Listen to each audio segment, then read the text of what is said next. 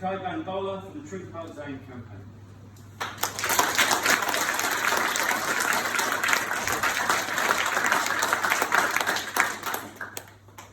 Climate change kills innocent people.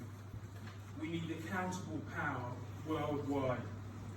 Chair, comrades, good afternoon. My name is Kye, and this is my little boy.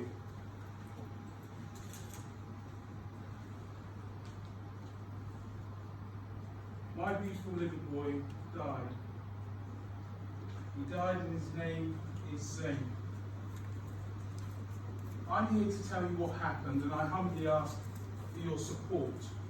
In Surrey on the 8th of February 2014, whilst the country was in flood water entered our basement.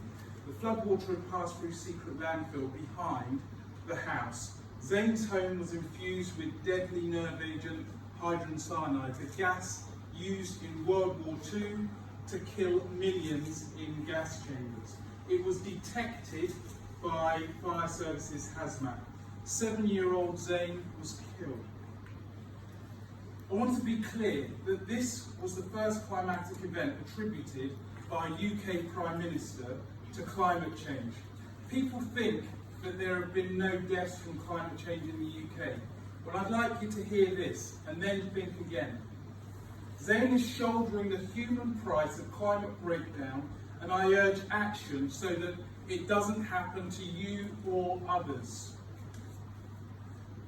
When hazmat detected the hydrogen cyanide, the hazardous area response team evacuated the area. Many were decontaminated. Port and down were flown in. Emergency COBRA meetings were held. An unscheduled prime ministerial visit took place. No one was allowed to enter the area for weeks. All as you saw with Salisbury nerve agent attacks. Our son had just been killed. Our medical records, within minutes of Zane's death, recorded police, fire service, public health, hazardous area response team notifications of hydrogen cyanide. We were unable to return to our home for over a year. I was 2 yards from Zane, and my diagnosis is paraplegia due to hydrogen cyanide poisoning. The British Medical Journal report that 80% of people in this country live within 2 kilometres of landfill. The government talks of chemical gases choking the lungs of little ones in Syria, too right. But it did not care when it happened to Zane in Surrey. When it happened to my beautiful boy, he was considered collateral damage, to be brushed under the carpet. The National Incident Record Book states, and that was what went to COBRA, the truth must be redacted to prevent sensitive information from getting into the public domain. States it.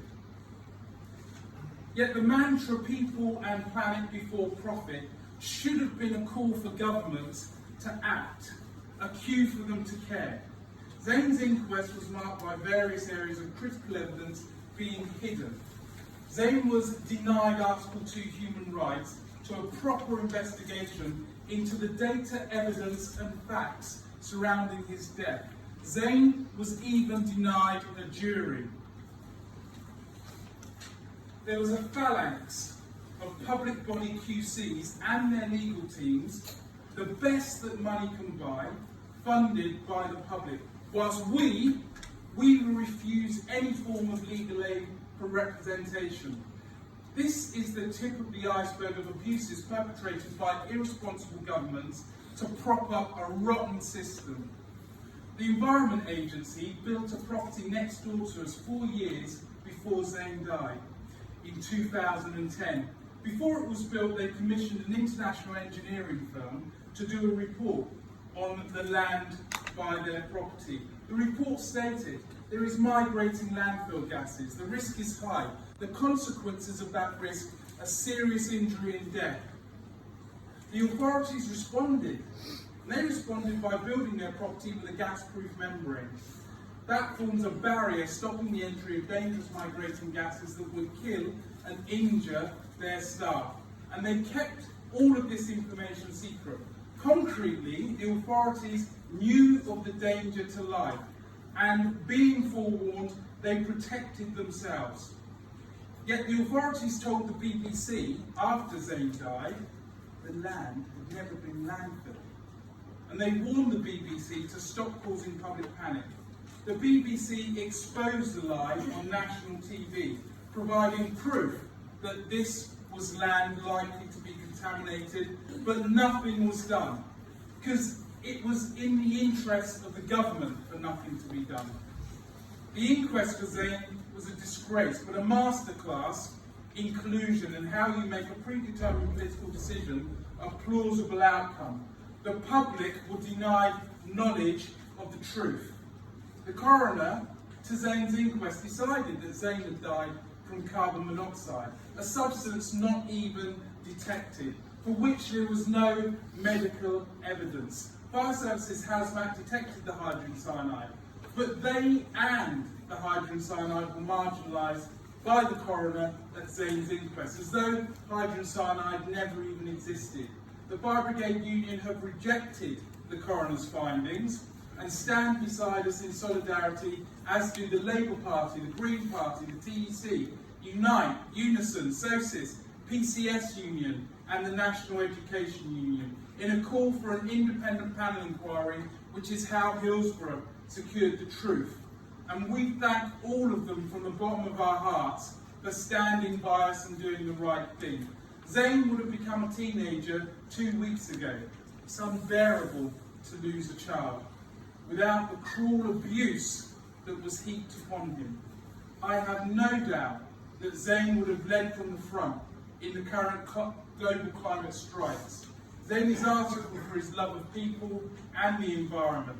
He wrote, "Sustainability is not just about tidying up your own garden, it's about keeping tidy an even bigger garden that belongs to everyone." He was this country's youngest science, technology, engineering and maths ambassador. When 6, he read at the age of a teenager.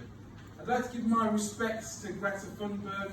Our leaders must stop dealing with the symptoms and start dealing with the causes. I want to reach out and thank Greta for inspiring the world, because we need accountable leaders that divest from the causes of harm and invest in carbon neutral and net positive solutions within a socialist Green New Deal, decarbonising the economy by 2030 or sooner, where protecting the environment and human beings go hand in glove. You see, the way that we do politics, journalism and justice needs to change. This system isn't working for us, and I do not want more and more working class people begging for justice like I have to for my son and for the protection of others.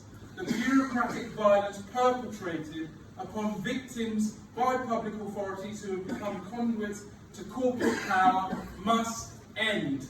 Authorities with a duty to protect and be accountable to the public must be held responsible for their actions.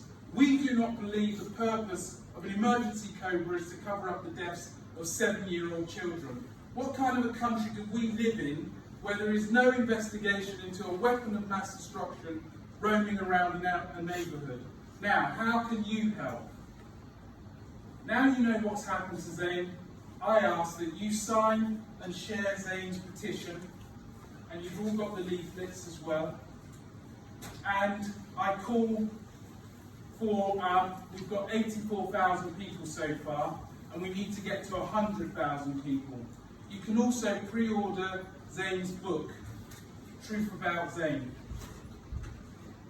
You can find the details on the leaflet or go to www.truthaboutzane.com. We need a country fit for the next generation. Zane's spirit cries out for truth.